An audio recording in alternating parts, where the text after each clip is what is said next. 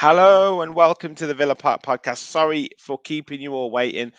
We were kind of watching the Scotland game, but we were kind of having our own podcast behind the scenes, weren't we, Martin? We've obviously got Martin in the chat. We've got on the show. Sorry, we've got Kev joining us shortly. We're going to talk all things profit and sustainability, PSR, the new abbreviation that everyone is talking about, and it is causing huge controversy for the big six, or the so-called big six. So we're going to get into all of that.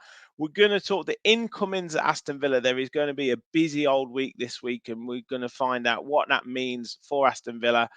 And we're going to talk transfer rumours from July. Are we going to go big? Are we going to spend big? And obviously, we're going to talk a little bit of Euros as well. Looks like Scotland are going to be hanging by a thread in this Euros. Scotland are actually 1-0 Belgium, down. England, oh dear, Scotland are out as it stands. So very, very disappointed for them. Get involved in the chat, guys. Make sure you hit that like button. Make sure you hit that subscribe button. We are now past 4,200 subscribers. Thank you so much for all your support. Help us on the road to 5K.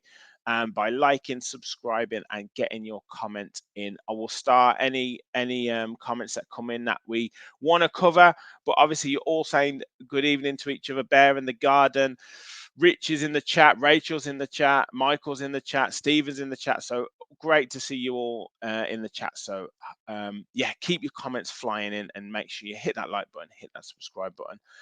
Martin, 1-0 Hungary. So it looks like Scotland are out. John McGinn will be coming home early. But we want to talk profit and sustainability. Now, general chat around the profit and sustainability rules. It's been causing a bit of controversy at the moment with Aston Villa, Chelsea, Everton, and now Newcastle, and potentially Nottingham Forest getting involved in this. Is it skullduggery? Is it bending the rules? Is it the loopholes that me and you were debating before the show? What are your thoughts on PSR regulations as a whole before we get into specifics around Aston Villa? Well, look, the PSR regulation, obviously the profitability and sustainability rules, is something that the other 14, should I say, which has always been a thing that has always been frustrated by, because when any of them want to be ambitious, they're then hindered by the fact that after a 3-year cycle, you need to sell 2 or 3 players to make up your books to make sure they're covered up. But if you look at Newcastle, for example, they need to sell players. West Ham will probably need to sell players. Now, we're the latest club for punishing for being ambitious with our team. Now, obviously, we sold Grealish for 100 million, but that was only going to last for however long. Now, this summer, the fact that everyone's been frustrated by the rules and everything else, clubs have kind of taken action by the looks of it. Everton, Chelsea, Villa, Forest is probably the next one. Newcastle is going to be one because there's talks with Calvert-Lewin, and Everton wanted a player from Newcastle as well. So there's a loophole that's going to be exploited, and the Premier League is probably going to be annoyed by it. But there's no rule against it. There's no rule saying that, we can go. I'm going to drop the names here. There's no rule in saying that we can go get Louis Dobbin and then Ira Bonham can go to Everton for the exact same price. It's literally no money's been lost. But it's in the books that, we've received 10 million from Everton, and in the books it shows Everton have received 10 million pounds from us. So there's been pure profit coming on both ends of the table, which has been disrupting this whole Big Six agenda and ego, should I say, that they're like, oh no, this can't be allowed, but yet the Big Six wanted the Super League how many years ago? They wanted to break away from the Premier League. Exactly. And there was more from the other 14, and they were trying to give us the middle finger. And then guess what? They got shut down, and it's been sour ever since with this whole financial thing. And now it's getting to the point that all these Big Six clubs saying they can't do this, they can't do that. And I've got stuff here written down, which we'll touch on a bit later. Absolutely. And look, I've got I don't think it's an ideal situation, and I've voiced my criticisms of profit and sustainability regulations, the way that I don't think the unintended consequences of enforcing these rules was looked at. We're now seeing the effects of it with young players effectively getting traded.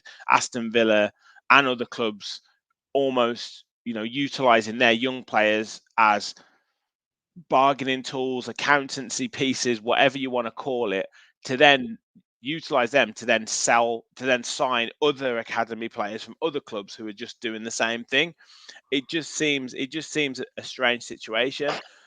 But what's been hello Kev, what's been Hello. annoying me a little bit is, I guess, the sanctimonious nature of the journalists. And you could jump in on this, Kev, where, like you said as well, Mike, there's the whole Big Six going off to the Super League and some clubs voting for it, and then they got pressured into not doing it, and now almost being aghast at Villa, Newcastle, Everton, one or two other clubs, operating within the rules as they are at the moment to basically make sure that they're covered, and they're looking after each other's backs, when that was happening with the Big Six. And it's just almost this kind of, everyone gets into this feeling of it being like this cartel that no one can break, and almost people don't want to break it. People don't want to go against the establishment, and all these journalists jumping out saying, "Oh, it's terrible for football," and all this kind of stuff.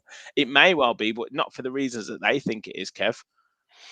Yeah. The way I look at it is, you got to play the game, haven't you? And I was in one breath, I was like, Man City need to be taken down. This is a disgrace. Get them into League Two. This is disgusting. And then all of a sudden, it seems like we're cozying up to Man City in terms of our arguments against FFP. Hello, Rich. Like, ultimately, this is the game that we have to play right now. It's the PSR, the FFP, the ABC, the 1, 2, 3. Yeah. Yeah, it's all acronyms, isn't it? Right. So if you've got to play this game, and you've got to sell a certain amount of players by a certain date, and it's something's got to be academy players. We're just playing it really well, and I love seeing the bitterness. I'm seeing some incredible Man United fans forum stuff going around. We wanted Elise, we can't get him because we've not been able to do this. We sold our academy graduates for £1 million, and they've sold Kellyman, and he's only played 105, whatever, blah blah Yeah, blah that, blah. that tweet from that girl Alice or something, what her name was, Yeah, and incredible. I just look at it and think, you've had all your years where you managed to capitalize on getting good at a certain time. Yeah. And they did. Man United got good in the Premier League era. They were clearly always a big club, but a lot of Man United fans might not remember the newer ones, that they didn't win anything pretty much for a couple of FA Cups for like 25 years. There was always the Busby Babes, and what amazing that team was. The thing is as well, Kev, is that Man United, I think you touched on this last week, Man United have got 900 million pounds worth of debt or something like that, and we've got no debt. So if and they're whinging and moaning, and look at the money that they've wasted. Look at the demands that are placed on that club in terms of signings they have to make, how they have to negotiate those and navigate those signings, and they have the temerity to moan at us for utilizing this rule to our advantage. When, if say the Premier League said, "Oh, you can't be so much in debt or whatever," which I'm sure that you can't anyway, but obviously they've done it towards turnover. But like, if they changed the rule so it didn't benefit Man United, then they would be doing everything they could to try and get around the rules. Cool. When it works for them, it's fine, isn't it? And I know it's been said a lot, but Newcastle 2 seasons ago, Villa last season, we've broken the cartel, and we've both got rich owners, and that's the thing which is super important. 100%. Just going to jump off for 2 seconds to sort the dog out. Yeah. Cool. So just let's just talk Villa for specifically Villa. Lots of people in the chat. Thanks for everyone joining in as well in the chat. Get your comments in. Let's just talk Villa specifically, Martin. So I've got the tweet from Espen, who kind of sums it up in terms of the potential incomings and outgoings. So really well summed up from him. So Ian Matson, Lewis Dobbin obviously confirmed today, Sam Illing Jr., Enzo Baranachea and Ross Barkley coming in, 71.1 million. Out, Douglas Luiz, ultimately 43 million, Amari Kellyman 19, Iribonham 9, Lamar, Bogard potentially 3 to 4 million. So just under 75 million there. So now, obviously, they'll put those through at different times. Some will have to be done before June the 30th. Some, can operate into July, just to make sure that the PSR is satisfied. But before we target the specific ins in terms of going through what they'll mean to Villa, what do you think of that in terms of the business done so far, and the manoeuvring and the financial dealings with that? How do you think that sits for you? Well, I've done a similar tweet like that to myself. I don't know if Espen done it before me or I done it before him, but I put up something that, players coming in, players going out, and a picture of Monchi saying that he's cooking up a storm. But, Yes. credit to Espen there that, he's put up the prices and, what the total cost was. I was more or less just having the banter about Monchi. But yeah, I think it's great on Monchi's part now here that he's balancing the books big time. Like you've seen there, he's potentially raising £74 million to the club. And, but when you look at it, right, fair enough, he's probably spent 71 million. But when you consider it to the books, the players that we've sold, all them players are at a profit, which is going to help us for PSO reasons when you think for players and, transfer dealings and everything else, that we've made pure profit on Tim Iribonham. We made a profit on Douglas Luiz, a very good profit on him. We've made a profit now on Liam Bagred because he's a pure profit. And who else there was gone? Can you just get that up for me? Kellyman, £19 million straight off the bat. Like, these are all things that are going to be taken into huge consideration for us in the long run. And, and I think these signings that we've made, they're not probably going to be announced, except for Louis Dobbin here, are probably not going to be announced to July 1st, I reckon. To make it look like, I know journalists have kind of gone in saying yes, it's been done and everything else, but I think a lot of dealings are going to be shown and announced and pay and all stuff at July 1st. Yeah, because that then looks better for the books. I think Maatsen might be announced next week, and I think the outgoing certainly will, just to make sure that that's above board. So whether that be Louise and then the other two coming through as part of that deal, then. But yeah, Barkley maybe after 1st of July, and then maybe the one or two others. Kev, what do you feel about the situation with, I guess, the young players leaving, particularly Kellyman and I guess Iribonham, maybe Lamar Bogard? I did my sort of transfer roundup yesterday and said, while I'm kind of disappointed, I think the rule, how it's operating, isn't right and isn't fit for purpose in terms of just selling the young player to then bring another club's young player in. I don't think that's fit for purpose. I think the idea you want is young players to come through and get a chance for your first team. So I think the rule in that essence isn't right. However, I'm also like, we've had so many years, and we've talked about this on the podcast for the last 2, 3, 4 years, where our academy has been so bad, and we've not sold players on for money when we should have sold players on for money. Now we're in a position where we producing players or buying players from other clubs at 14, 15, and then being able to sell them on for huge profits. Isn't that what the academy is there for? And aren't we getting too attached to these players and thinking, well, hang on a minute, this is what we should be doing? Yeah, that game, like shoot, marry, kill, whatever it is. So shoot, marry, snipe, whatever it is. Yeah. I feel like with our academy, it's sell, first team, or let go. And really, for too many years, we were just let go, weren't we? Because they just weren't we didn't have a very good academy. The odd player that came through, the Gary Gardners of the world, Craig Gardner, etc., etc. So to be in a situation where, look, I want the young next big thing to come through, the Jack Grealish to come through, but the Jacob Ramsey too. Jacob Ramsey's obviously one, but the sentiment has to go to one side here. You've got players here. Let's look at the players, right? Yeah.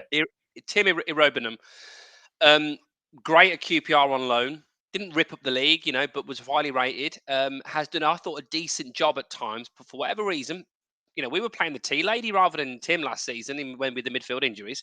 That shows you where Emery is considering him. He wasn't going to trouble the first team next season with signings coming in. He weren't going to trouble the first team the season after, probably. Kellyman even more so, because highly rated as he is, 18 turns 19 in September, I think it is. He ain't getting in our first team next season, probably the season after. If you're getting best part of 30 million quid, and then you add another 14 for Aaron Ramsey last summer, So there's basically 44 million quid. You add on the rest for what was Philogene days, maybe slightly light. That's taking you to 50 million quid from 4 players that weren't going to get in our team. It's incredible business. And the players that are coming in, Ealing Jr. is as highly rated as any of them, I'd say, out of all those youngsters. I don't know too much about the young Argentinian. I know he's highly rated. But Berechene, I think his name, Enzo. Yeah. And obviously, Matson's an absolute star in the making. I think he's an absolute quality player. Dobbin, maybe that's for profit down the line. I'm not sure if we will get much of a look in. But I just think it's really sensible business that's happened from the club. We'll probably get 15 million from someone for Cameron Archer, because he's shown he can score goals in the Premier League. And then if he's selling on a Duran as well, I look at it and think this is just excellent business. And there's been a lot of talk, hasn't there, about what the club doing. I got faith, I got patience, and I think we're seeing it coming through now. Yeah, you've almost got like three tiers to it, haven't you? At the moment, you can almost see it with Monchi and Emery and how it's operating. You know, going after young, highly rated young players for the academy, so paying 200, 300, 400, 500,000 pounds to get these players in, and then bring them through and sell them on for profit, or try and create them through your academy. So you've almost got a bit of a farm, if you like, for players coming through, a la what Chelsea used to do and still do now. Like, you think of the money that they're getting for Matson, you know, like we should be doing that for 2 or 3, 4 players every season. Then you've got the players who are rough diamonds, so the Morgan Rogers and the Delkovic's, those type of players who have had first team experience. Maybe Lewis Dobbin falls into this category. Had first team experience, can operate at first team level. Emery gets them and polishes them up, and then they go out and they increase their value tenfold and be first team regulars. And then obviously you have like your bigger signings, or you know, maybe you pick up high reputation players on free transfers like Tielemans, Kamara, etc. So you can kind of see like the 3 different points. Now, for me, Martin, if we're doing this with younger players, 3 or 4, 5 academy graduates selling at the end of the season for upwards of 30, 40, 50 million, that's got to be great news for the club moving forwards. Absolutely, and other clubs have done it before, and I've actually got some stuff written here, which because I've done myself a bit of research. I went on the transfer market just to kind of be happy with the Big Six fans, since they've been using them sources saying what players are valued and everything else. But you know, Man City have sold Cole Palmer for, and this is going off euros, not pounds, for 47 million euros. Lavia for 22 million euros. Sancho for 20 million. James Trafford for 17 million. Liverpool sold Sterling at a time for 55. He came through the Liverpool Academy. I know he was bought from QPR, but they were still through the Liverpool Academy. Yeah. Solanke was 30 million euros going to Bournemouth. Ryan Brewster was 28 million euros going to Sheffield United. Teo Awohi, who's with Forest, if I believe, but he was sold to Union Berlin for 8.5 million euros. With Chelsea, they sold Mason Mount for 64 million euros to Manchester United. They sold Abraham for 41 million euros to AS Roma. They sold Livramento, who didn't make an appearance with them, for 26 million euros to Newcastle. And your man, they sold Louis Hall for 30 million euros to Newcastle as well. And then Mark Gahey for 23 million euros to Crystal Palace. These clubs have done it before. So I don't know why they're getting upset with us selling academy players who may be valued at this much and are selling them for that much, when they've done the exact same thing and not a eyelid was back. Nothing. So they've done this before. They've done this loophole thing. Oh, we're going to sell these players to kind of get our books up without having to sell first team players. And then Chelsea selling hotels, Man United selling training grounds, Man City, obviously, whatever they have going on this minute, allegedly. You know, Arsenal were selling some stuff. You know, Man United were being ridiculous with what they've been doing with buying players, and yet they're getting away with all sorts of things. Tottenham, very clever, I think, in my opinion. They're probably the only club I can actually look at and say they've been clever, because Daniel Levy runs a very tight ship financially, which we've seen over the years. So I can't really point the finger at Spurs, but yeah, they probably are giving out about it, but that's not our fault. So, like, these are things that are happening with these clubs where they're selling academy players at such a huge price when some of them have barely made appearances in the Premier League or even in cup games, you know, and they sell them on at a huge amount. So what's the difference with us doing it, or an Everton doing it, a West Ham doing it? It just goes to show that they don't want the sporting game anymore. They want a financial game, and they have the financial superpower. Don't get me wrong, But when you've got the likes of us ourselves at this minute who are debt free, right? We've no debts whatsoever. We're trying to spend what we like, but then we're being restricted because of this financial game. So, and I think our owner is probably right. He's saying this is a financial game now. It's not a sporting game anymore. And I think the big six are upset that they don't want this sporting game because it might hinder their reputation with fans around the world. They lose fans, and other teams are going to gain fans. But so what? I mean, look what happened when Man City became rich. They bought absolutely everybody. Chelsea were the same. They bought absolutely everybody. And it was a sporting game, and it was great for the league. Don't get me wrong. It was probably annoying for ourselves that, oh, why couldn't we have this money to go and get what we want? And then as soon as we get it, all of a sudden there's rules now in place that, oh, we can't buy this, we can't buy that. And you have to sell players. And it's absolutely so frustration. Like I said, this is a financial game now. And Aston Villa are getting themselves involved. And if the big six aren't happy with it, guess what? Sorry for my language. Tough shit. Build a bridge and get over it. This is what's going to happen. Yeah. Yeah. No, it's absolutely right. And Kev, before we move on to kind of the players that are coming in and what we think they're going to bring for Villa, you know, Martin's right to point out all the money that these clubs have already created, have already brought into their coffers and their bank balances by selling these young players who they had no idea they were going to go on to be as good as what they are, or you know, that's just what the academy is there for. So why should they kick off at us doing it? Absolutely. I mean, football is more than it ever has been a business. And in any kind of business, if you can make money for one of your products, then you'll make money for one of your products.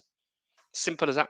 And that is just how it is. So I just think any of these fans that are getting salty, sorry, get yourself some chips to go with your salt.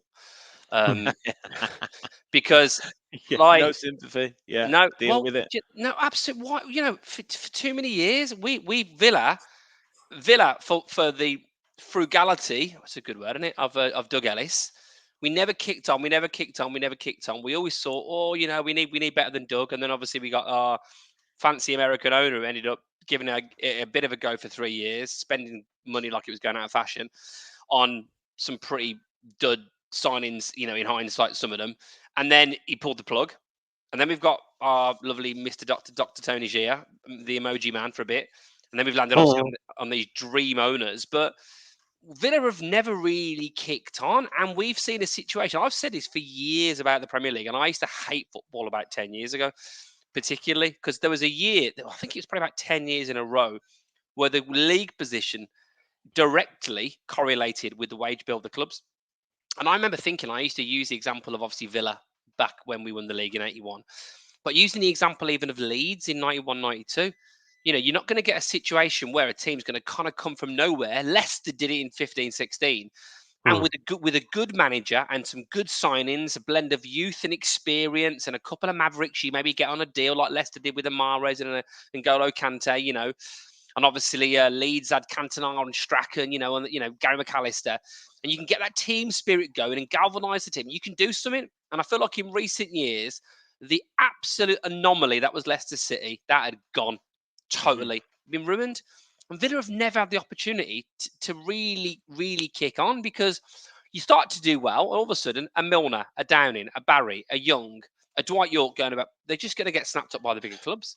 So if you want to be able to compete in this new landscape now where you've got loads of money and you're restricted to how you can spend it, what are we supposed to do?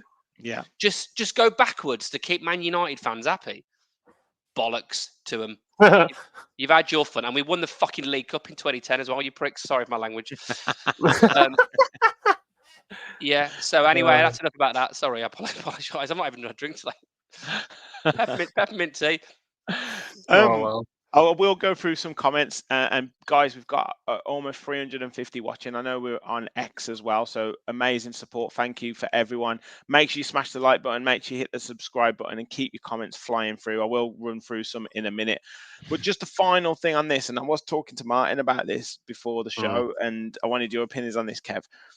How different do you actually think it is to, say, 20, 30, 40, 50 years ago? Because to me, like, are we just suffering from the fact that we now get so much more information and we almost get an increased amount of knowledge?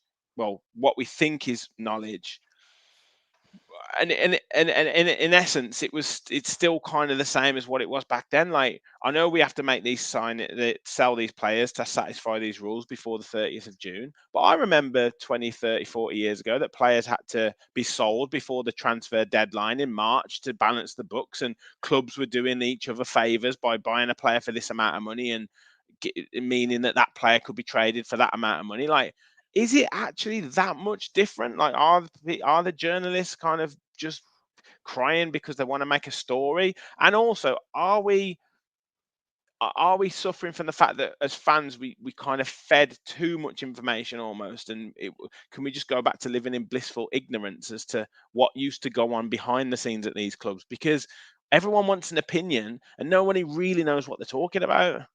Sorry, Well, Kev, just before you yeah, talk there, your man Varga from Hungary it's been said that he's in stable condition and is currently conscious in the hospital. So that's just a good bit of news that's just come true now. So I just wanted to get that clarified in just before everything was said. So cheers, that's Mark. the Nice news now one. at the minute Nice for one. anyone that was watching Yeah. the match. Good to hear. Good to Cool. hear. Cool. Richard, are you going to get me on a bit of a rant about the world now? But we live in an era now where we have to pretend we know things about things we know nothing about. Israel, Palestine, COVID, Ukraine, Russia. We're all experts on these things now, aren't we? And football transfers is the one now that everybody seems to know everything about. We live in a world where we have to pretend to not know things about things we actually do know about. We can't talk about that, but I won't go into that. But football transfers is the one. We've got such a plethora of information now from the ITK in the nose on X. You've got loads more. Look at this. This is a passion fan, broadcast. We're now obviously building subscribers, getting followers. There's a lot of great content out there for Villa fans, and all football fans generally. There's a lot more knowledge. You'll see podcasts, people talking about profit and sustainability explained, and so I think that people know a lot more about it. But I do think it is different. I know there were rules 20, 30, 40, 50 years ago, but I don't think there was this level of rules. I don't think you would have needed 115 infringements over a 10-year period to try and get round it. Well, has I mean, let's social not. media influenced that? Has social media influenced that? Because I think in one way social media has influenced it and the ability of technology. Because when you look at the Man City 115 Chargers, it came through a hacker. Because of technology, people are getting smart with technology and other things in social media with journalists as well, trying to be first on Twitter or whatever form of platform that they have. Like these things are probably taken into consideration, no, Kev? Yeah. Also, if you remember back in the day, Mark, you might not remember this, but you used to be able to buy players outside of the summer and January. Like I remember, Rich did inform me that with transfer Yeah, it deadline day was used to like be March March. It used to be 31st, and you can right get rid up of a to player just to March. Yeah. balance the books. I feel so Yeah. old. I feel so old saying that as well. It's like, I Mark, just remember, yeah, because what got there me used to be thinking is, horses yeah, but what on got the me streets. thinking is, you remember that there was a Barry Fry. Everyone knows Barry Fry, and there's a Peterborough documentary back in the day, Yeah. and it got to the point where he would go right to the wire at the end of March, and he'd sell a player that they had for like 5 million, 10 million, just to keep the club going, and like that's how he operated. Yeah. So I just think that this kind of deadline stuff of getting, working within the accounts and working right to the limit, it's no different to what it has always been. Yes, the punishment for the regulations is more, but I just think that clubs have always had to operate into these boundaries. It's just that all of a sudden it's become news. All of a sudden it's become, oh, the profit and sustainability rules is the news, and that's it. And that's the problem. Like, and then everyone has to kind of then, oh, we're selling this player. Oh, we're signing this player. Oh, yeah, we're gonna be fine now for profit and sustainability. Like, it's just like, why can't we just enjoy buying and selling players? Like, Yeah, do you know what I mean? I tell you what. The other thing I think is different now, though, is that we've talked obviously about the debt some of these clubs have got. Obviously Liverpool have had the debt. Man United have got the debt. I don't think you were getting that back in 1986, where that Man United were No. at what the time 200 million inflation, whatever it was back then, in debt. Because obviously they've leveraged so much these clubs, and there's such rewards now in the game in terms of the finances. But the point is this, isn't it? If you're going to have rules financially about what you can spend versus your turnover, but you're also going to allowed to do whatever you can do when you're in crippling debt as a club, there's a massive inconsistency there. I mean, we've only look at recent years and look at what everything that Chelsea have done. I know we're kind of in bed with Chelsea at the moment, and playing that game, but in terms of getting around the rules, but they spent felt like they spent £500 million. Wasn't it £500 million or something? No, they spent $1 billion. They spent $1 billion when Todd Bowley came in. I mean, how have they got away with that? Selling hotels, Kev. That's what's been happening here. Selling hotels, loopholes. Americans love loopholes. That's what they're doing. Putting Mudryk and all these players on contracts until 2078. I love the fact they're giving Maatsen a 6-year contract, by the way. Love a bit of that. Get that across the 6 years, amortise that debt. But it's just a different landscape now with the way that football is, because it's such a global business now. And if you can't beat them, join them. And I think it's time for us to join. And by the way, one thing I forgot to say earlier, remember Liverpool sold Jordan Ibe for £15 million. Yeah, Jordan Ibe. Yeah. Was that to Derby County or was it Bournemouth? It was Bournemouth. It was Bournemouth. Yeah. So they can all pipe down. All of them pipe down. Yeah. I think we've done PSR. But it's such a we've squeezed it, mate. Topic. We've squeezed as much as we can get out of it. But let's talk exciting stuff. Let's talk incomings then. So we've confirmed Lewis Dobbin today, which is again, whether he's going to challenge for the first team, I'm sure he wants to. I'm sure he wants to push on. Little sneaky look at the training kit as well there. So I'll get your thoughts on him as well. And we're looking at confirming Ian Maatsen in the next couple of days as well. Lots of excited comments in the chat about Maatsen. And obviously we're not too sure regards to Dobbin and what he's going to do. But Martin, your thoughts on those two specifically at the moment, because we know that they're the closest, and then we'll talk one or two others, involved in the Louise deal in a second. But yeah, Maatsen medical done, probably announced this week, and Dobbin already announced. Your thoughts on that? Well, with Dobbin, I think he's been outshined with the new Villa training gear this minute. yes, definitely. As soon as the picture was put up, everyone was like, the kit. Oh, wait, Louis Dobbin signed. Welcome, lad. But the kit. Literally, that's what's been going on. So I feel sorry for Dobbin. He's just been outshined with the fact that the top that he's wearing, and it's actually unreal. I love that top. Just get that picture up again. That's an unbelievable top. Like look at that. Nice. Quarter zip.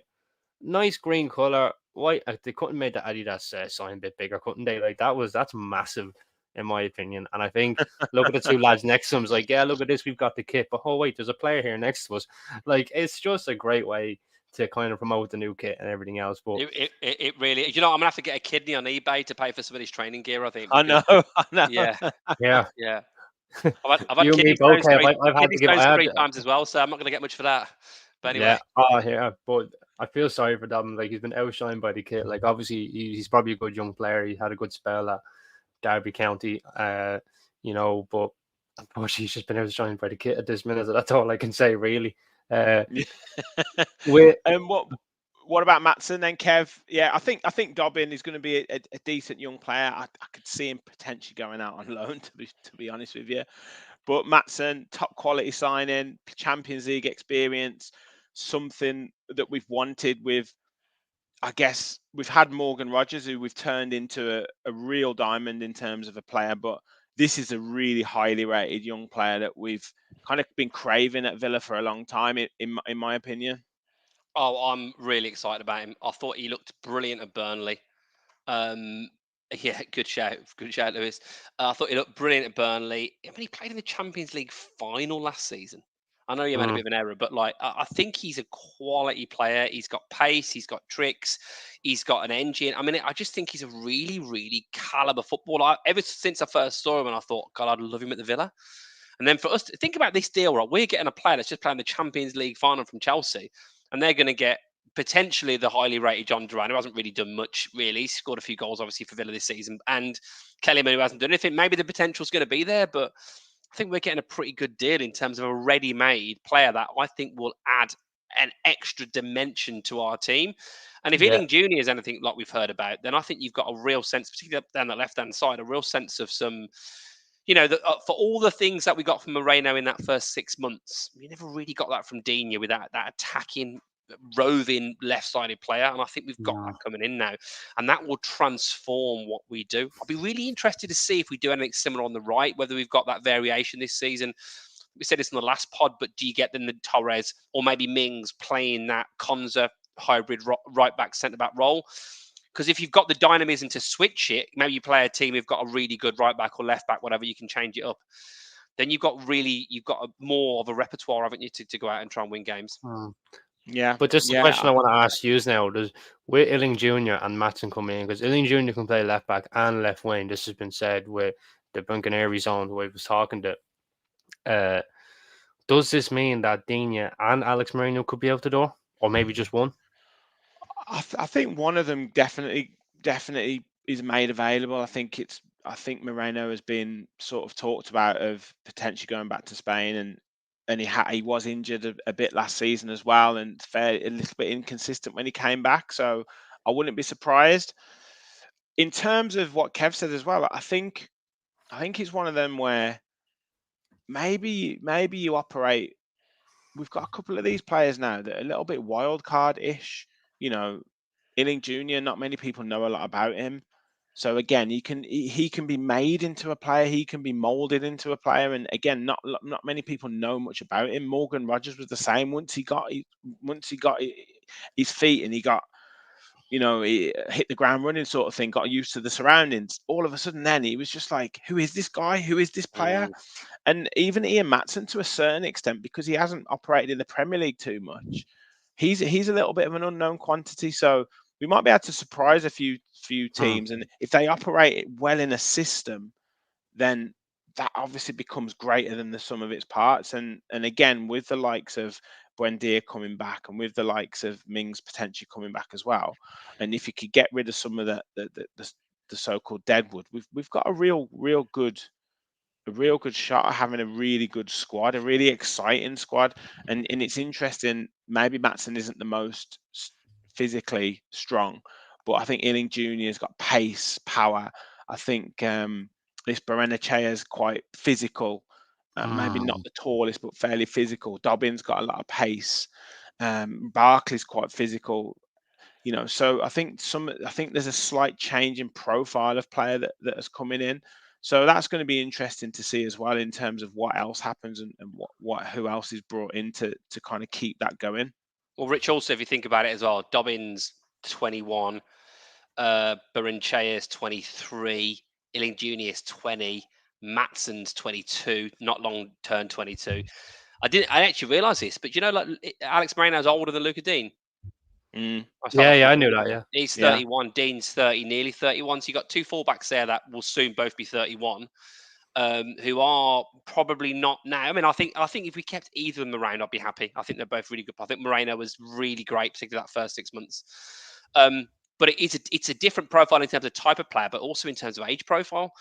And I do think if you're going to be doing that, then you do need the likes of a Barkley, you need the likes of a Mings. Obviously, look at players like a Konza, McGinn, Watkins. You've got that experience, Martinez in the squad. Because if you're going to bring a lot of young players in, you need to balance that out, don't you, with the experience? But I think it's just brilliant. It's just great to see that such highly rated players. I mean, Illing Jr. I looked at his stats. He's played for Juventus consistently. I think he's played 45 times Juventus in the last 2 seasons. Yeah, he was always used as an impact sub, and so he's played well for the under-21s as well. So I think he's going to surprise a few people. One point I did want to make, and Dristos makes his point, talk about the roster, the squad. He's going to have a bigger turnaround ins and outs than he expected, and I think even I expected, to be honest, because Buendia, Mings, Ramsey potentially like new signings, Kamara as well. We need to do a lot of work in the preseason. So. Kev, I'll come to you first. Outgoings first. We're going to have to do quite a few. And are you expecting any more, okay, in quotes, big players to move on? The only one I expect now, only ones, is Durant probably still. If he's got designs to go, and you can get circa 40 million for him, I think, again, same sort of argument. I think he's probably able to be more impactful than Tim or Omari could be at their stage of their career. But possibly, and obviously there's been quite a bit of interest in cash, hasn't it, from both the Milan teams, apparently. So yes. I could see that happening. Other than that, I don't expect anybody to leave that we wouldn't want to leave. And I'd even say, if you argue, I think a lot of Villa fans would say they probably want Cash and Durant to leave to get in better replacements. Not that they've not been thankful for what they've done for the club, particularly Cash over the years, and Duran's obviously had some big impact last season. So I don't expect anybody else to go. I don't expect. I certainly think what we've done in terms of the numbers of these deals, I think that puts to bed anything around a Watkins, a Martinez, a Konza, one of the sort of like the creme de la creme players of the club going anywhere else. It'll be interesting to see what we do around the rest of the squad, because a lot of the ones that are going out, we weren't expecting maybe Irobenham to go, we weren't expecting Kellyman to go, we weren't expecting Amar Bogard to go and have the impact that would have in terms of the numbers. That's 33 million quid by all accounts, Yeah. which is absolutely massive. Yeah. We probably thought Tim would stick around for the squad, maybe go on loan. And that's before Archer. You said maybe Archer. I think Southampton are interested in him. Yeah, you're getting 50 million quid from those, aren't you? So, but you look at it, you've got obviously Coutinho, something needs to be done with that. You've obviously got Dendoncker. You've got Callum Chambers. You've got a few players. I still think there's obviously what's going to happen with potentially, a Courtney Hall. I don't know what his contract situation is, but there's a few players isn't around. Robin Olsen's, I think, an interesting one. So I do think we need a quality backup number 2 that we can rely on a bit more. Another one who potentially we could make some money for is Sinisalo. Whether they want to keep him around or not, but he was Exeter's player of the season last season. So he's a highly rated goalie. Could you get yourself 5-10 million for him? Louis Barry's probably another one on, I'd say, be on that list. Maybe a couple of million. Stockport were definitely after him.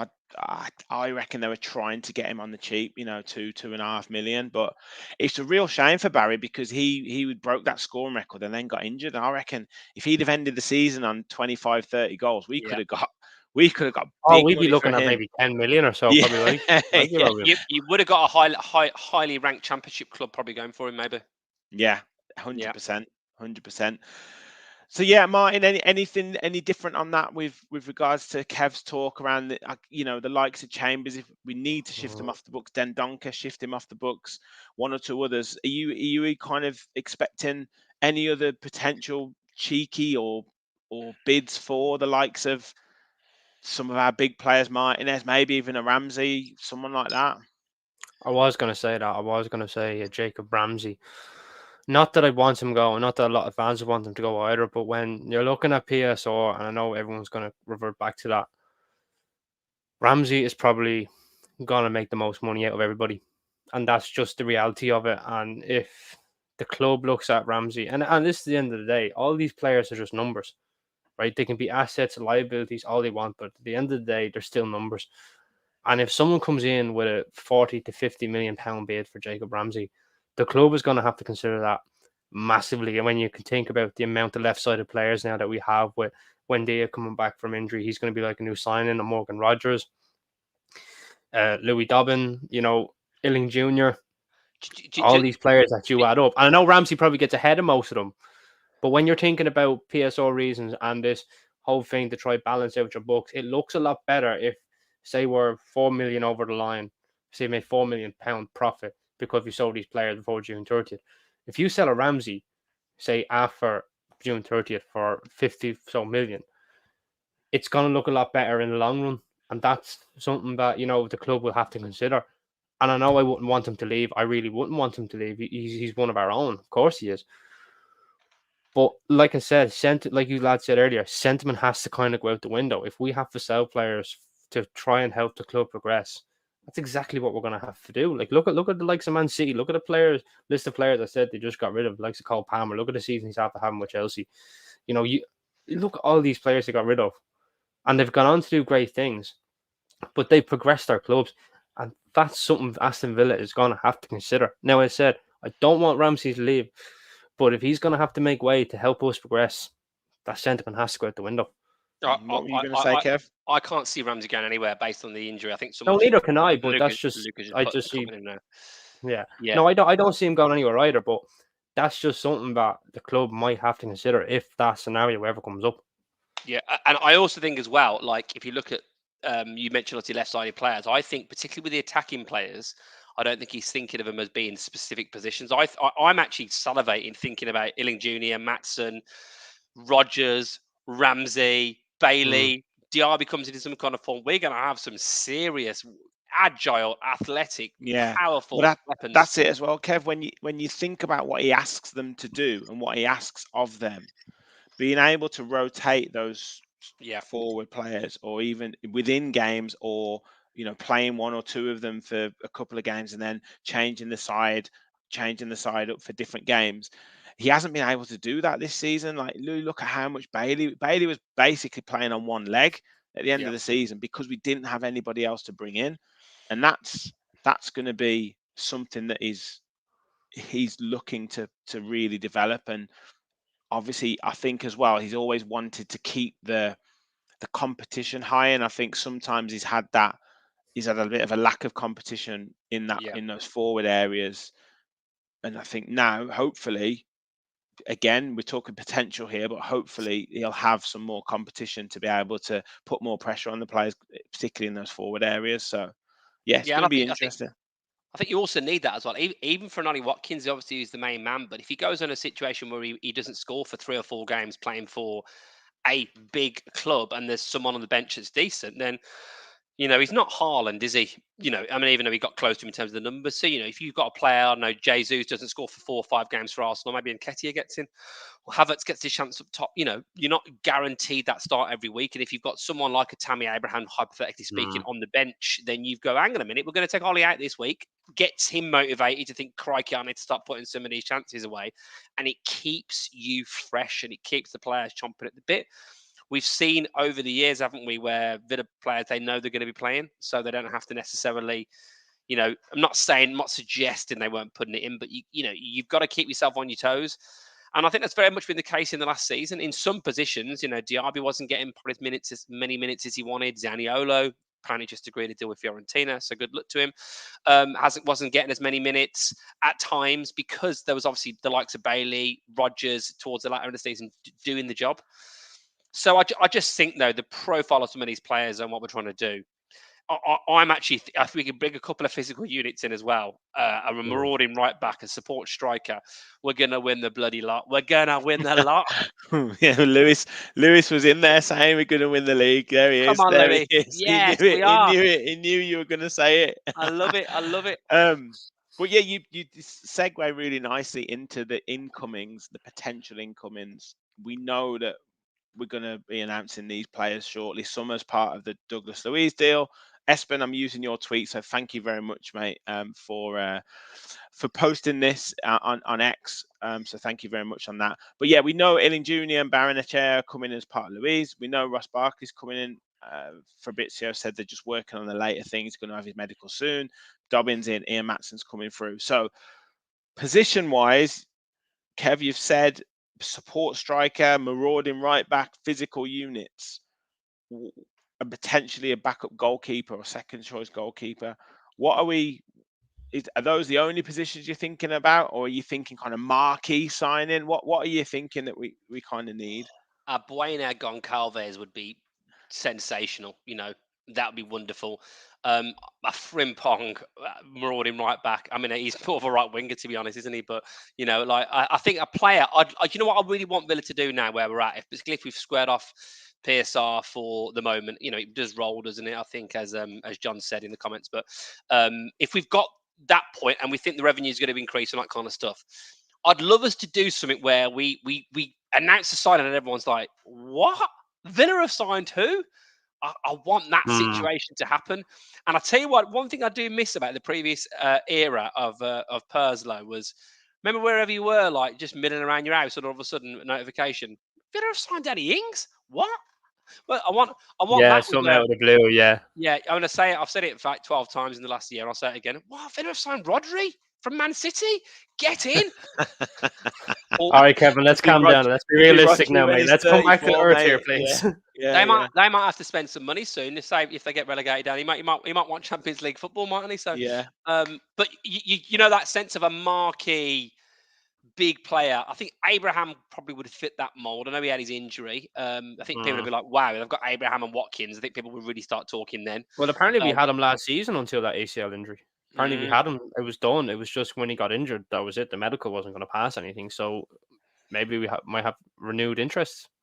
Yeah, and is there a left field player that we don't know about? I feel like we're linked. That Danny Ings one was interesting because there was no links at all. I don't even think Danny Ings knew. Yeah. So I don't think he knows about most of his deals. It's yeah, more, yeah, it's more. Oh, are they giving me a signing on fee? What they're paying? I'll go. yeah. But like I think with the players we're linked with, I feel like everything's out there. But there have been some pretty exciting names. But Matson wasn't on my radar. No, So I wonder if anyone's got any other kind of links they've seen. But I saw Fermin Lopez from Barcelona, a young Yeah. player at Barcelona. I saw him linked the other day. James, who watches the show, he kind of messaged the article. He's played what 31 times, mainly off the bench, scored 8 goals. So very highly rated player for Spain. But I think Man United are interested in him as well. So there's a few there, but I don't know. I still think we're going to be. I still think because a lot of people are saying, I keep saying, I hate mentioning profit and sustainability, but I think there's still issues with that of us complying in it for next year, even though we're bringing in this money now. So I still think we're going to be shopping in around the kind of either structuring deals so they're paying over a period of time, which most deals are, or we're going to be looking at cheaper deals, free transfers. And I still feel like an Iheanacho or an Ndidi or something like that is going to get done by Villa. I really do. Listen, every now and then you're in that middle aisle of Aldi, you can get some really decent deals. Sometimes you can get a different flavour of Pringles you didn't know existed, and that can do a job. And, if that's Iheanacho, I mean, we've done it a little bit, haven't we? Let's be clear. With the Ross Barkley's a bit of a, it looked like a year ago that, he's gone to Luton. What's happened to him? His career's gone off the rails. And now we're looking at a 5 million signing and thinking, that's a sensible bit of bargain basement shopping for a Premier League quality midfielder. So, and I have to believe, outside of an Ndidi or an Iheanacho, that maybe Monchi, Vidagani, Emery, and the lads who run the show have got a few more tricks up their sleeve that we don't even know about. So, fingers crossed. I Yeah. actually met Damien Vidagani when I was in Birmingham. I got no information off him whatsoever. So if you think about asking me what was going on, because I remember putting it up on my Twitter saying, with Damien Vidagani looking to get the source of transfers and everything else, and some people were commenting, what was it then? And I was saying nothing because I literally had no information. It was a joke, but he was bang on. He actually bought me a drink. He was sound. So that's my transfer deal. I got a mojito off him. Good man, good man. Rich, been a member for 7 months. Up the Villa till I die. Monchi, Emery, make Villa great again. I love it. Be a good cap, that wouldn't it? Yeah, it would. People talk about Jonathan David. People talk about Grealish again. But I think yeah, Jonathan Davids might be going to Chelsea. I've heard Chelsea being Chelsea interested in him. interested in him. I Orstein put think his that up there, agent. yeah. I think his agent is basically hawking him around. But Apparently, Chelsea can only buy a striker with the initials JD. That's yes, they have the to, and they have to criteria. pay 40 million for him as well. Yeah. Yeah. Has to be a bit of Colombian flavour to it, though. You know what I mean? Yeah, definitely. Guys, we're almost 450 watching, which is just crazy stuff. If you haven't already and you're watching it on YouTube, hit that like button. It really does help the channel grow. Make sure you subscribe to the channel as well if you're new. If you want to become a member as well, link at the top of the chat. Click the link and follow the instructions. If you want to put any super chats in to help the channel, click the $sign. Anything is amazing. And keep your comments flying in. We're on the road to 5K. Anything helps. Like, subscribe, and all that jazz. So thank you very much. Gaz in the chat mentioned, and I did. This is something that I wanted to bring around the players in the midfield and the quality that we have. And he showed yesterday how good he was, and that is a certain Mr. Yuri Tillemans. Scored after 30 seconds or something in Belgium's game. Did you boys watch it? I was watching it. Yeah. I was watching it. Every time he got the ball, passing within 1 or 2 touches, finding defense splitting passes, just running that midfield. I mean, we can't sleep on Tielemans. If he can stay fit next season, he is going to be a fantastic player in that midfield for us. Like I remember I put that tweet of Kamara and Tielemans are going to cook. Yes. They're going to cook. Yes. Like, and I know people are asking, when's Kamara back and everything else, and he probably won't be back till November or December type thing. But like Tielemans is unbelievable. Like I felt in the games we had him and Kamara next to each other, and Louise was on the bench or injured or suspended, whatever it was. We won all 3 games so comfortably because Kamara was getting it to Tielemans, and Tielemans one touch, bang, gone, and all of a sudden 2 players were taken out of the game. Where Louise was kind of holding on to it for a bit too long, getting punished. Excuse me. But this Tielemans, I was watching that game. The way he won the ball back in the first 10 seconds, got it up the line, and he ran down that middle of the pitch, and Lukaku set him up. And it was a shite pass by Lukaku, by the way. It was absolutely gick. And it was like to the right of him. And you know the way like he just kind of slipped, but he hit it so cleanly and got it through the lads. And just go into the bottom corner. A brilliant finish. And he was just incredible that day. And him and Onana was a really good partnership. And I know Villa has apparently inquired about him. So that potentially could be another partnership in the door for Aston Villa, Onana and Tielemans. But De Bruyne and Doku as well, maybe. oh, De Yeah, Bruyne. maybe. Yeah, of course. Maybe You know, even Lukaku let's could get the whole as Belgian well. team in. You know, Let's with get the whole Emery's Belgian team in. coaching. Yeah, Not Lukaku, yeah. not Lukaku anymore, not Lukaku. No, not Lukaku, but definitely Thibaut Courtois. I thought Lukaku had a great game yesterday. I thought he had Oh a no, great Rich, I game. didn't think so. His I touch thought is he was such woeful. I thought he His was such a touch is handful. woeful. Such a Yeah. handful. But anyway, we digress. Let's talk about Yuri. I do think Lukaku gets a bad rep. I thought he had a great game. But Tielemans, just Kev, just in terms of, I've always loved that about him. 1-2 touch economy Yeah. of movement. I think Jonathan in the chat says the fashionable thing is now press resistant. He can receive the ball under pressure. He just pops it off, gets it back, control. He sees what he does is he sees where he wants to go before he gets the ball. And there's not many players that can do that. Lots of players need to take the touch and then have a look. But he's always looking where he can pass it, where he can play it, and he plays with his head always turning, and that's a skill that can't necessarily be coached. Yeah, there was a goal last season. I can't remember who it was. I think it might have been an away game where he sets up Watkins, I think it was, literally controls it, kills it, and then literally with the opposite foot just passes it in just one motion and straight into the player to score. I just think he's a quality player. He's only just turned 27 and he's been playing top flight football for 11 seasons. This will be his 11th year. He started in 2013-14 in Belgium. When he was 16 years old, he's got bags of experience, and he still looks like. I mean, he's played 69 times for Belgium. You know, he's got bags of experience, and he's 27 just turned.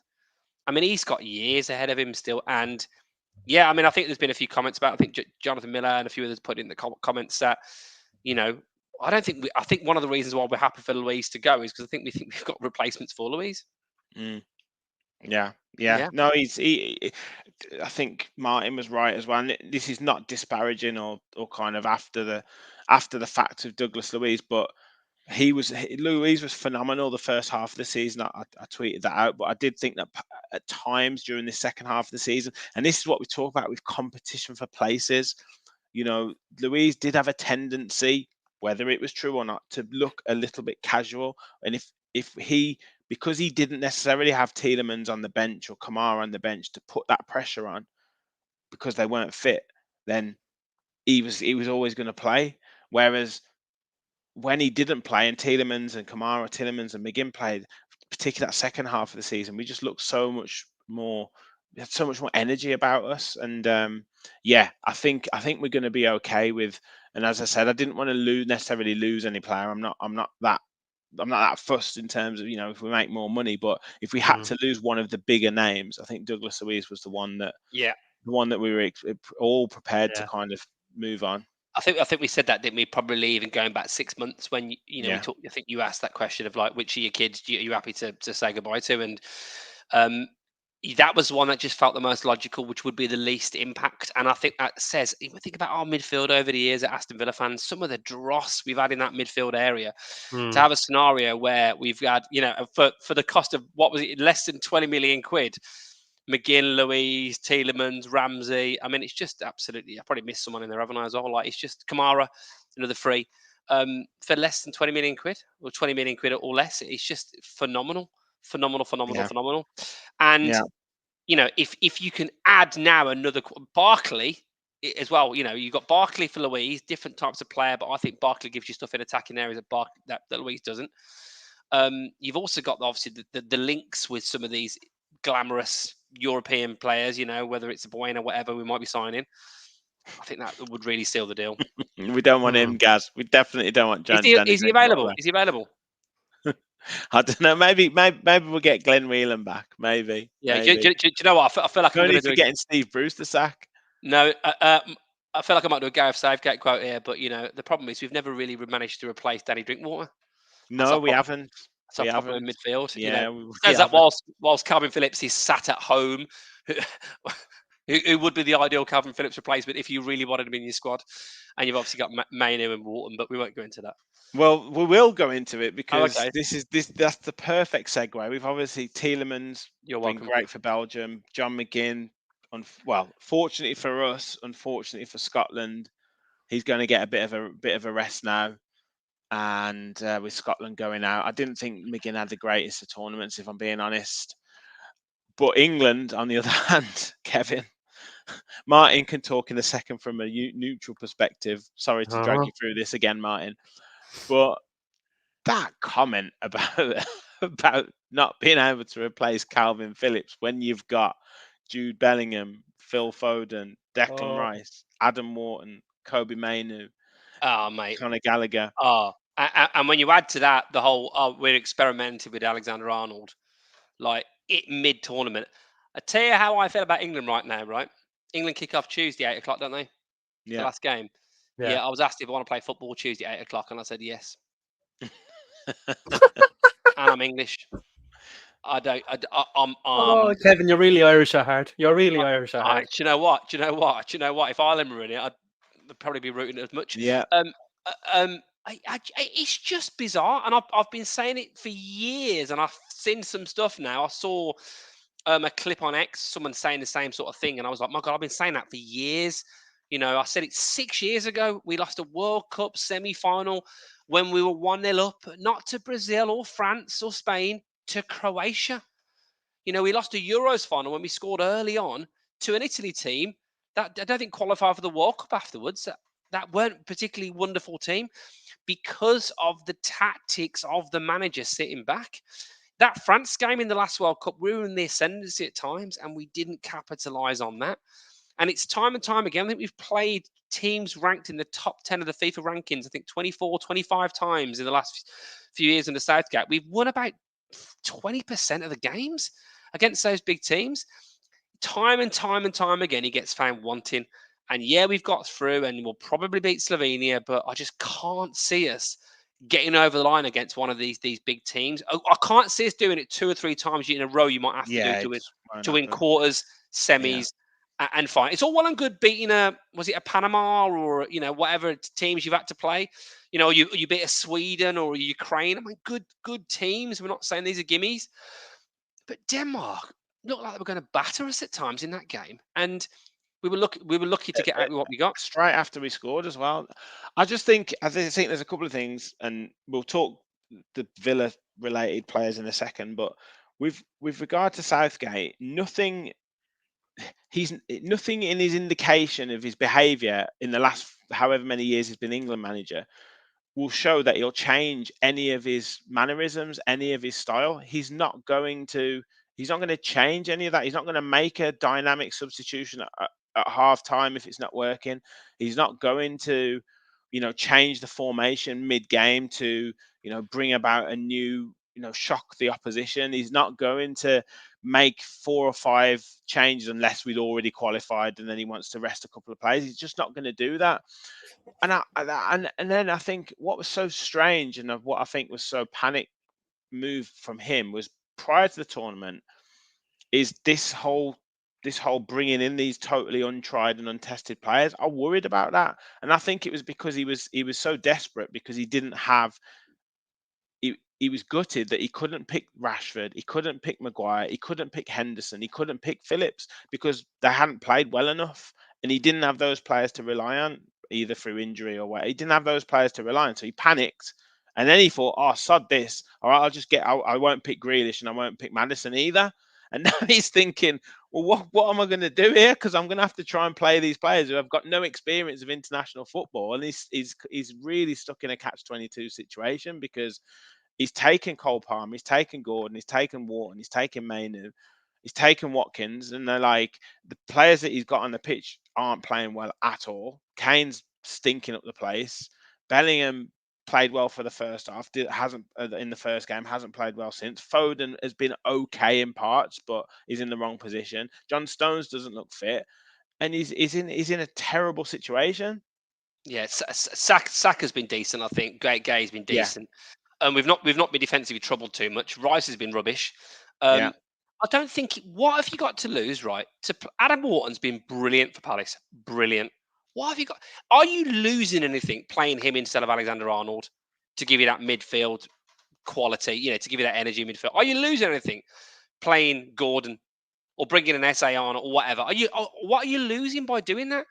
And the thing about international football is like, because it's, well, particularly when you get to the last group game, if you need a win and you get to knockout games, is you've got to try and impact it. Now, he might think if I bring on all these young players and then we lose the game, and it could have been an experienced player would have got me over the line. But we're all sat there crying out for a change, whether it's Foden, Kane, who cares about the player and the name of the player? We've got quality. What's Cole Palmer got to do? The quality he showed last season for Chelsea, you know, big high profile You move. play him in the wrong position though. That's the problem. We don't play him in goal. Everything that we do, we don't move the ball fast enough. We don't operate in a dynamic enough way anyway to give Cole Palmer or Foden or Bellingham or any of these players other than Saka enough time or space to operate to create chances. We don't play fast enough. And I actually think as well, you know, I know a couple of ex-pros have alluded to this. I don't think some of the players are having him at the minute. No, I think the Grealish and Maddison decision, I think that rubbed a few players up the wrong way, you know. And I think a few of them aren't buying into what he's saying, and particularly as he's not playing the young players now. So, sorry, Martin, I'll bring you into the Villa related chat in a second. Yeah, sorry, mate, but yeah, no, I I'm just laughing. don't I'm think laughing at this comment a here from couple of the Louis. players are having him. And he's You dead know, right. I really don't. He's dead right. I'm falling asleep talking Yeah, about England. sorry. But yeah, Kev, I don't think they're having him at the minute. I think that really did send a shockwave through the camp, and they thought, I'm not having this manager. I don't know what confidence you'd have as well, because this is the thing. Like we as a nation have generally in years gone by been that whole, you know, World Cup semi-final, Euros semi-final. Obviously, the tennis players get to the fourth round of Wimbledon, and it'd be like, oh my God, we've done so well. That kind of plucky loser mindset. We've got a quality squad of players in an era of international football where you've not had a France 98 type team, a Spain 2010 type team, a Brazil 1970 type team. I'm not saying there aren't still some good international teams around there, but if you're getting in these positions of the latter stages of tournaments and you don't come off that pitch thinking you've given it all you've got or you've tried to win that game, you cannot look back on that and think you were unlucky.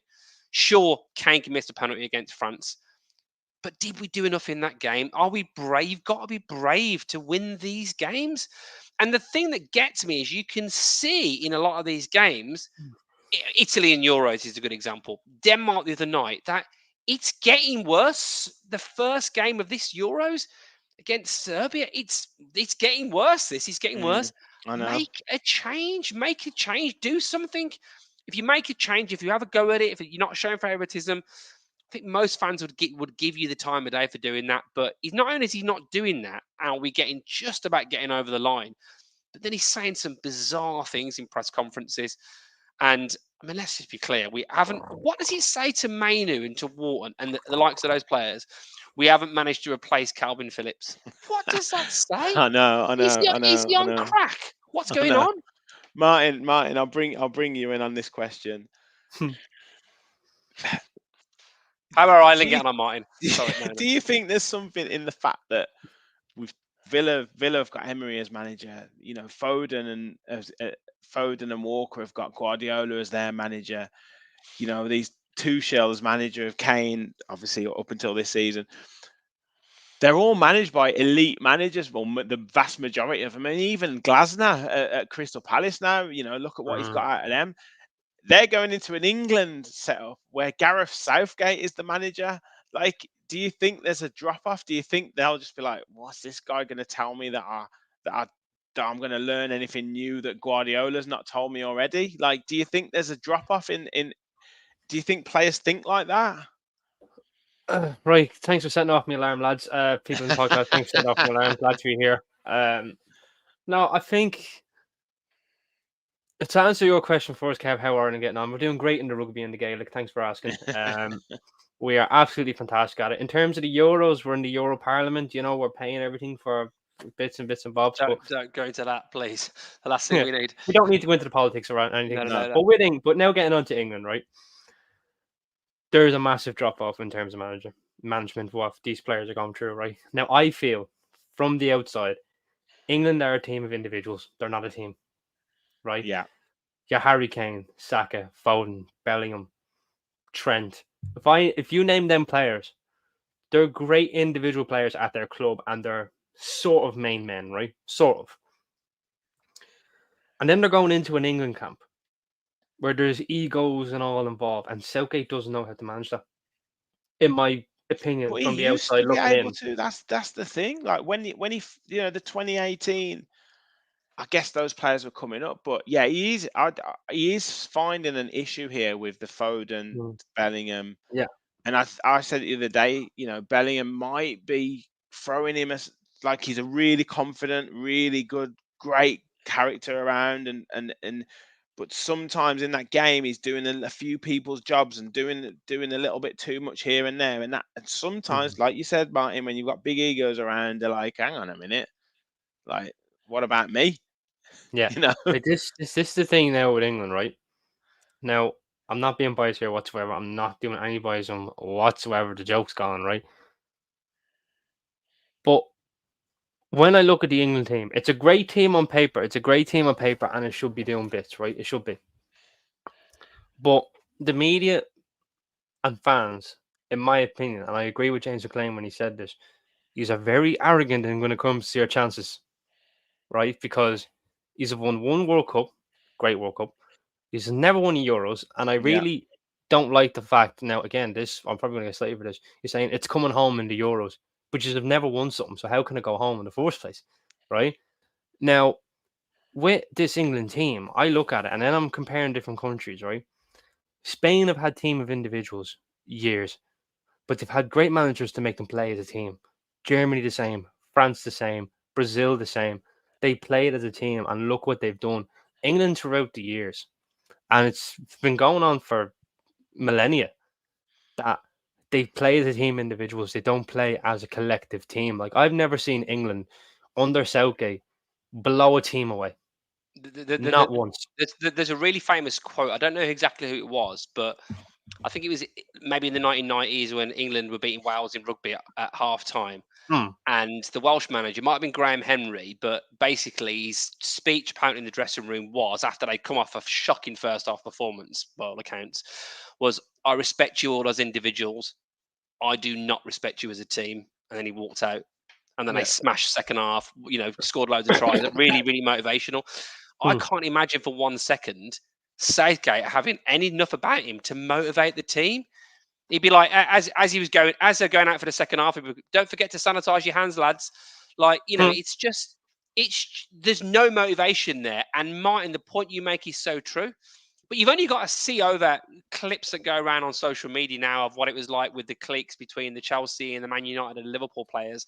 They were just sitting in their own little groups because of this whole thing with egos. And that's what I was going to bring up. When you look at the 2006 World Cup, 2002, potentially 2010, where Man United players sitting with each other, Liverpool players sitting with each other, Chelsea players sitting with each other, because all they cared about was their clubs.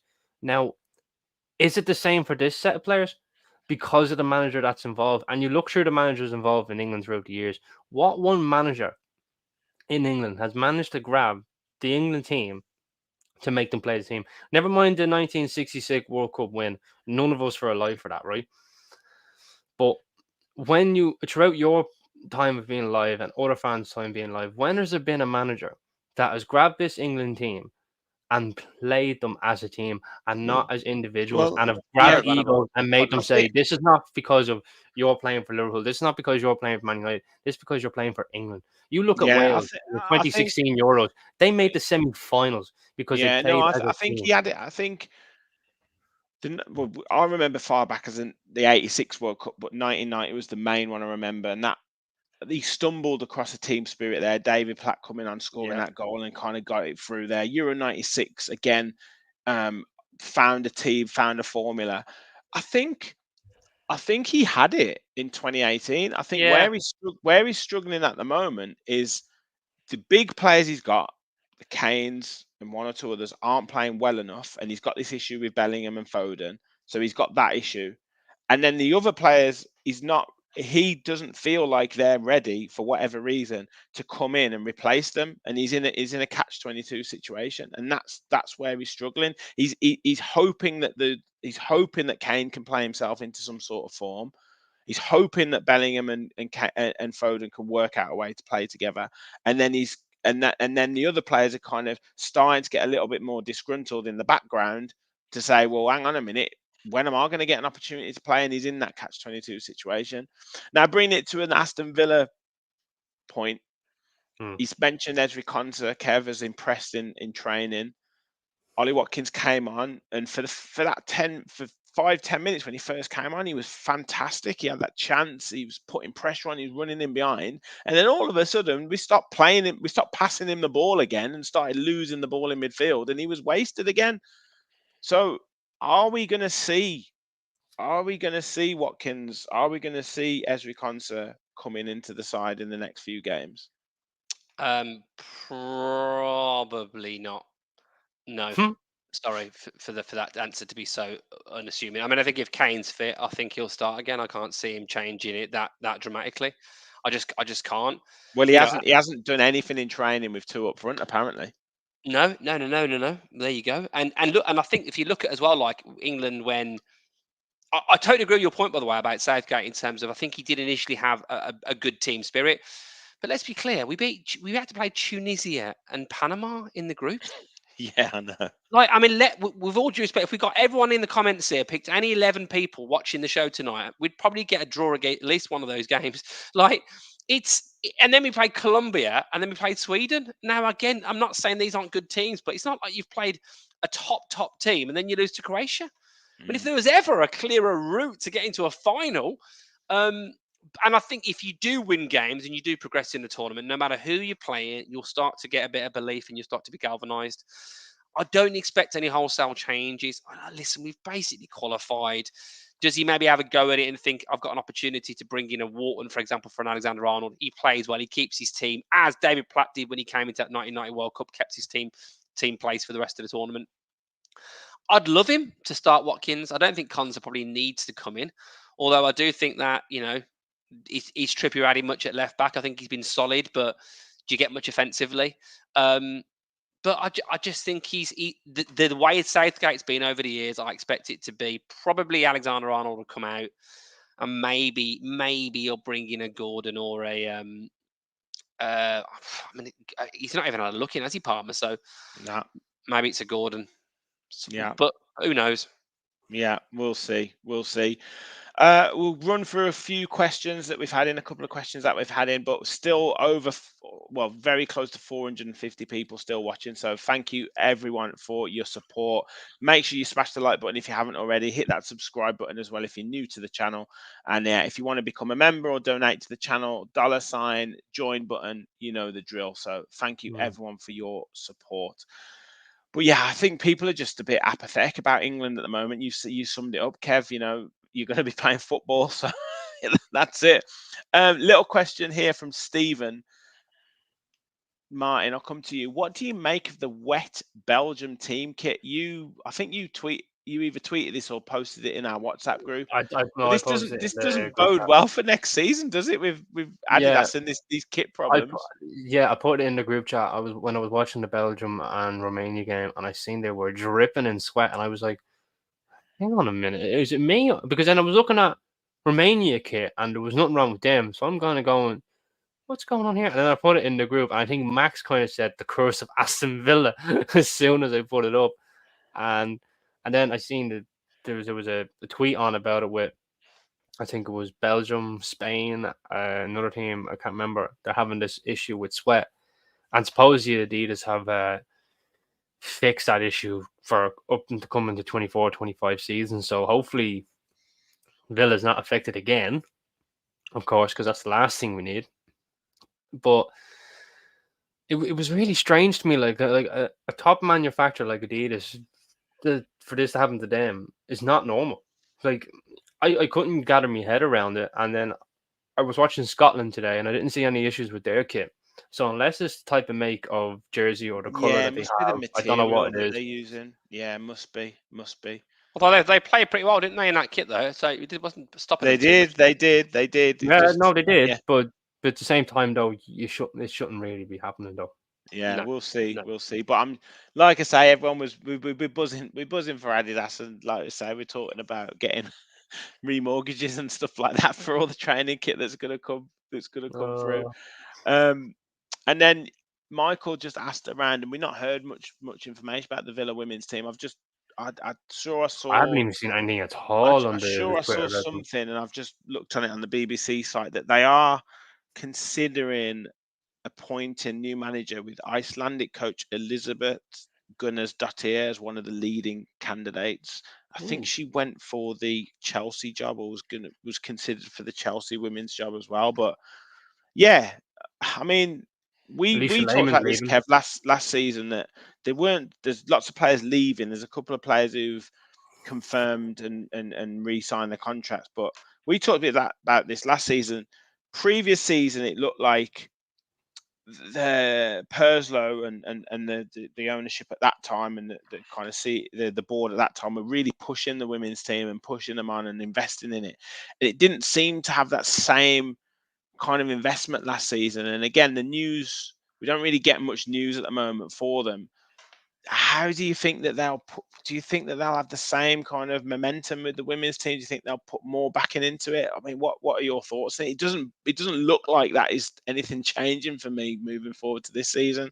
It unfortunately not, because when things were going really well. Actually, the season before, I did a couple of games last season, but season before I went to quite a few games with the kids, and it was great. The atmosphere was good. It was good. It felt like the team was really kicking on with some of the signings. But I mean, maybe obviously if Alicia's gone the other way, then maybe we'll have Illing Junior as misses, and I don't know if Berenche has got a girlfriend as well, so they can play Yeah. with him too. But it just feels like that whole league. That's, I wouldn't say it's a cartel, but the top teams are always the top teams.